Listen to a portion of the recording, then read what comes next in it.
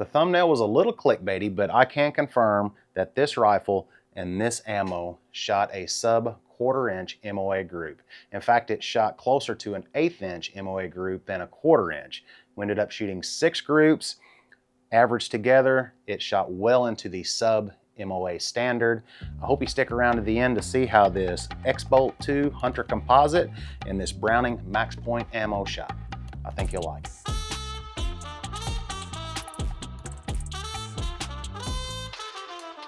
What's up, everybody? Welcome back to the channel. So here I have my Browning X-Bolt 2 Hunter Composite in 6.5 Creedmoor.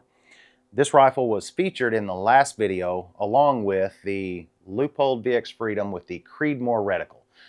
We tested the holdover marks, the pre-calculated ballistic marks on the reticle to see if they actually held up to the 200, 300, 400, and 500 yard marks. So without getting into too much detail about that, if you want to go watch that video before you finish this one, I'll put a link in the description.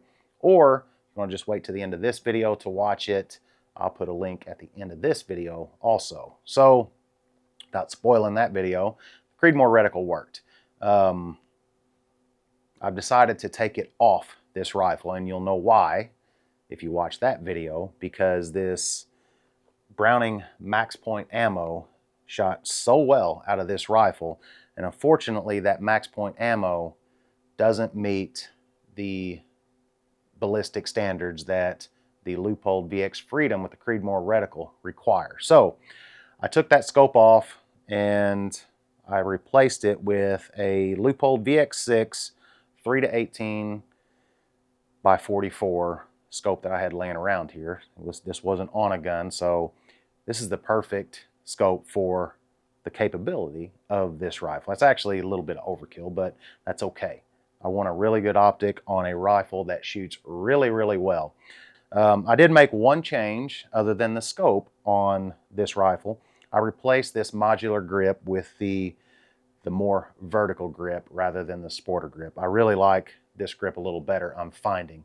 Originally, I would only put this grip, the vertical grip, on rifles that I shot more off a bench or prone, and rifles that I'm carrying with me, shooting off sticks, I left the sporter grip on, but I'm really starting to like this vertical grip on all my rifles. So it's the great thing about this X-Bolt 2 with the Veritech stock is this grip can be replaced to the vertical grip or the sporter grip to meet your needs, desires, your feel. So that's the only other thing that I did. So anyways, let's go shoot. All right, time to start shooting some groups. I installed this scope yesterday. It was raining. The rain stopped for a little while, so I ran up here to try to get it sighted in so I could just shoot some groups, but it started raining again and I didn't quite get finished, but I think it's pretty close. The last group I shot was pretty good, and I just made the adjustments on the scope and I didn't confirm it because it started raining, so it should be pretty close. But we're going to shoot some groups here. The plan is to shoot 5 3-shot groups. And then I've got the Garmin here to get my velocities exact so I can input those into my ballistic app and know my correct dials when we go out there and shoot out to 300, 400, and 500 yards. So again, we're zeroing at 200 yards, and just on the box ballistics, I should be shooting about 2.1 inches high. That's on a muzzle velocity advertised at 2650, which I don't expect it to shoot that fast because those are using a 24 or 26 inch barrel. I'm not sure. This is a 22. So velocities out of here should be slightly less than that. So we will check those out, and let's just get this thing zeroed and see what kind of groups we can shoot today. All right, here's another thing. I'm building a new bench here. This one is just, it's too uncomfortable. It's not deep enough. I've got to really lean back so my bipod doesn't go off the front. It's just not optimal, but we're gonna go with it. See what we can do.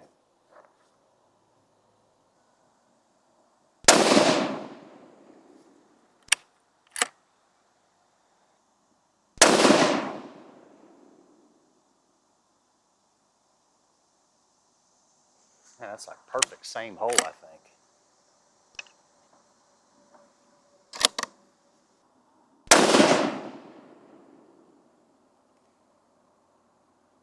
Man, no way.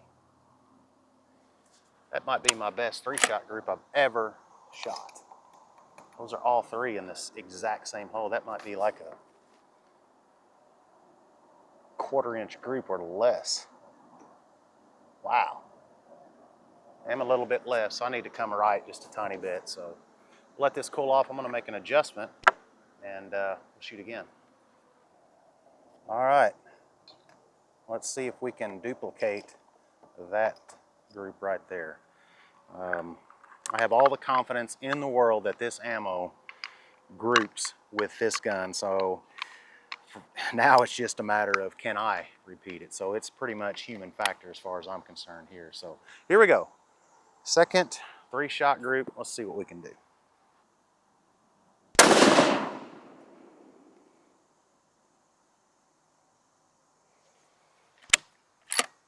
Okay.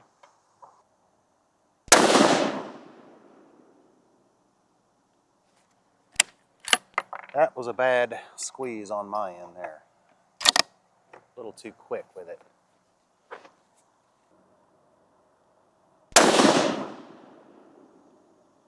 Yeah. That second one was a bad squeeze on my end because that one is basically touching the first shot. Went a little too far to the right. And the reality is, it's too high with that one click. So I'm just gonna go back down to where I was. I was closer at 2 inches than I am at, that's up there at 2.5 inches. So I'm going back down the 1 click and I need to come left 1 click also. So let's do that. All right, there we go. I'm going to zero this turret and let this barrel cool, and then we'll shoot our third 3-shot group. All right, barrel is nice and cool, almost a cold bore. It's hard to be a cold bore when it's 95 degrees out, but feels pretty good. I think it's 95 or less, actually less being in the shade here. So here we go. Let's shoot another 3-shot group and see if I can live up to the quality of this ammo. If it doesn't group with under a 1/2 inch, at this point, it's me. Here we go.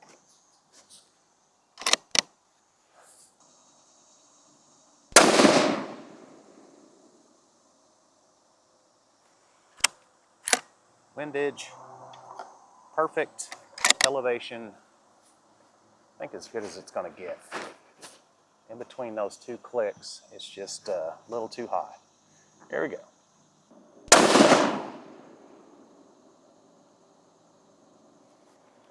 Pretty good shot, pretty good squeeze. I feel like this table just gives me problems, man. Just not super comfortable. All right, here we go. See what I'm saying?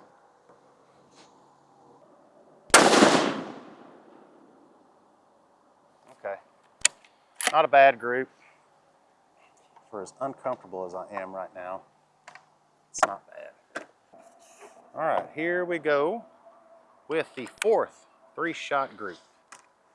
I'm gonna go to the other target now because those top 2 dots, there's only 2 inches above those 2 dots, so my bullet will be in the seam or off it totally. So going to the other target that's above it. Here we go.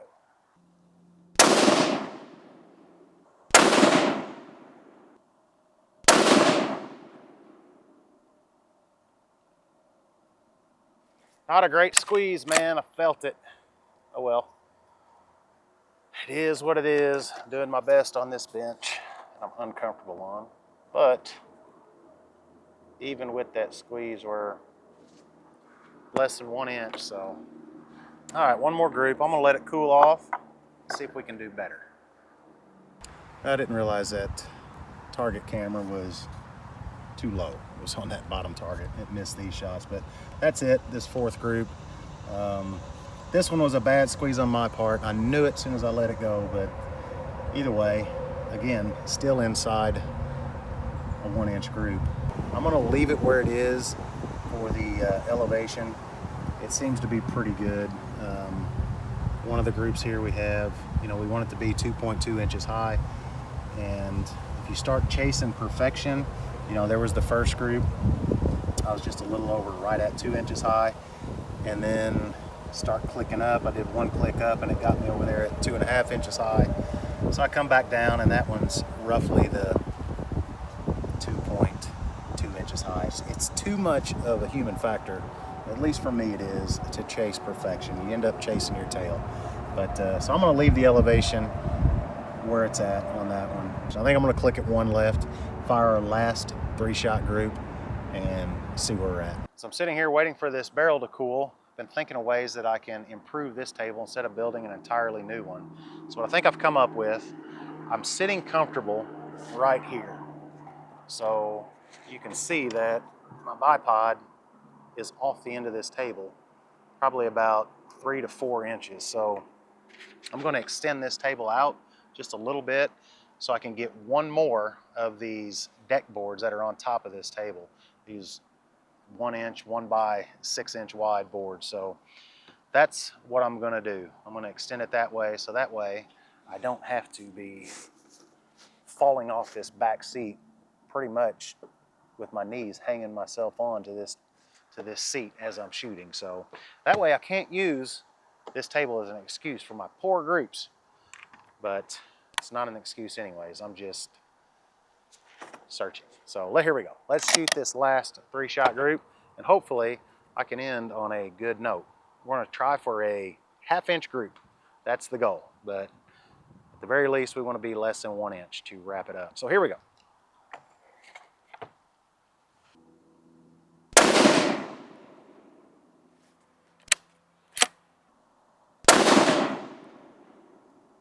Dang it. Blew it. I blew it. It's going to be my only group over 1 inch probably.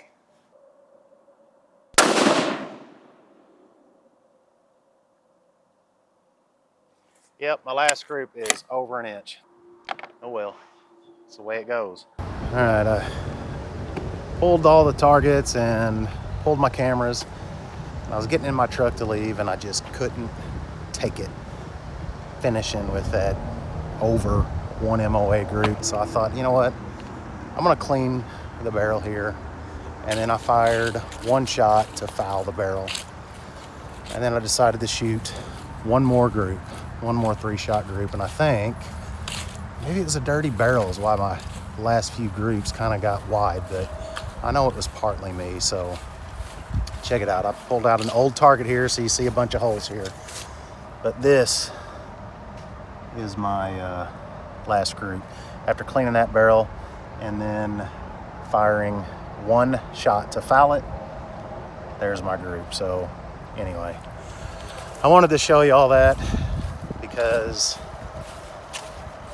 that 1 inch, 1+ inch group was bothering me. So maybe it's a dirty barrel because I think I shot probably close to 4 boxes through that gun doing the Creedmoor reticle test and then sighting it in yesterday and then shooting these groups today. Maybe the barrel need cleaned, so I cleaned it. There you go. But we're not going to worry about it. We're going to use the 5 groups that I planned on shooting for our averages here. We'll look at them back in the studio. All right, it is a long day for sure shooting these videos, but we're back in the studio and it's time to measure some groups. I've got all the targets right here. Now, one person commented on one of the previous videos that said if I wanted to measure my groups more accurately, I needed to zero my caliper on the width of a bullet hole. Then you can measure outside to outside and get a more accurate reading. So that's what we're going to do.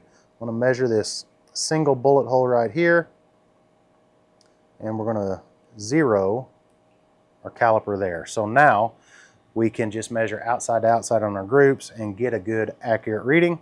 We're going to start with that first group, which is basically my best group that I think I've ever shot. A 3-shot group. So going outside to outside on that one, we are looking at a .143 group. That is absolutely outstanding. I'm going to write all these down because we're going to measure them and average them out later. 1, 4, 3.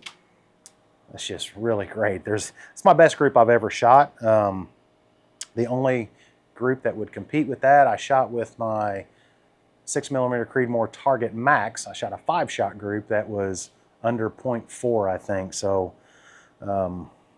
that's just really, really good. So our second group down here on the left, bottom left, I'm recording this with my cell phone here so you can see the measurements. All right, we're going outside to outside with this one because we zeroed it on a bullet hole, and we're at 0.74 on that one. So again, under 3/4 of an inch on that one also, 0.740. All right, let's go to this one over here, bottom right of this target. Probably the widest point is going to be this one maybe. Yeah, I think either way I go here, it's the same. Oh, this one might be a little bit wider. That's the widest point. 0.587. So another group under 3/4 MOA. Okay, and then we jumped over to this target because I would have been above the top target, or the top dots there. So with our fourth group, we shot, it was a little bit wider than the last one, 0.714 group on that one, 714. All right, now this is where it got hairy, and I ended on a bad note, as I said there. Not good. It's my widest group here. That one, I don't know what happened there. That is a 1.367 group. Not good. 1.367.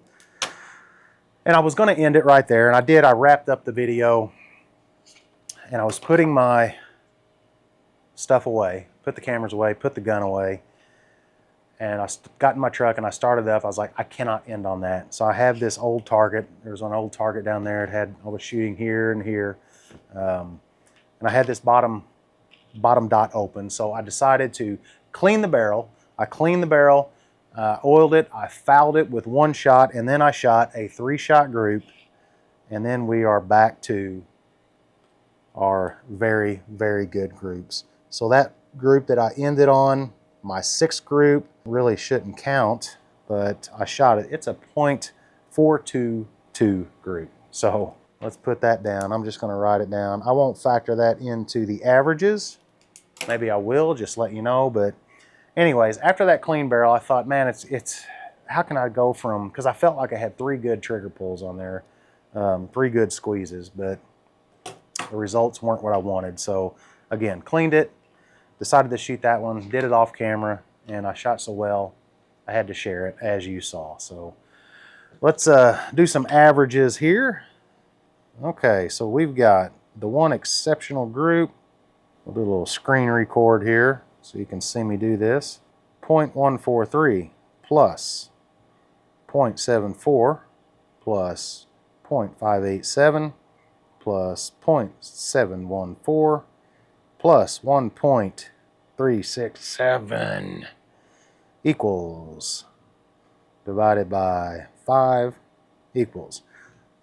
With those, we averaged a 0.71 group, even with that 1.367 in there. If we take that, so that was 3.551 plus 0.422, divide that by 6, that will equal, that knocked us back down. If we factored in that 6th group, that knocked us back down to a 0.662 average group, this rifle with this ammo. Now, if I take out that 1.367 because it was a dirty barrel and I knew something had to be off on that, let's do that. A 0.143 plus 0.74 plus 0.587 plus 0.714 plus 0.422 divided by 5. We're averaging a 0.521 inch group by taking out that one outlier of the 1.367. I don't know what else I can say about this rifle and ammo combination. It just flat out shoots. I mean, the proof is in the pudding here. It's probably my most accurate hunting setup. Definitely in the top 3 with this Mountain Pro long range 6.8 Western back here. This one has always been my top until this year. I've had 2 that shoot as well or better than it, and this being one of them. But I've got it set up back here because we're going to use it in my next video. I've had a lot of people ask me which ballistic app that I use, so I'm going to feature that app in my next video, how I use it, how you set up an ammo combination, ammo and rifle combination that is. And I'm going to use this rifle because I've got it set up for hunting with that app. So that'll be in the next video, so be sure to tune in, hit that subscribe button, and give me a thumbs up on this video. It takes a lot of work to get these things done, so I appreciate y'all watching, and I hope you all enjoy them all. That's it for today. We'll see you next time.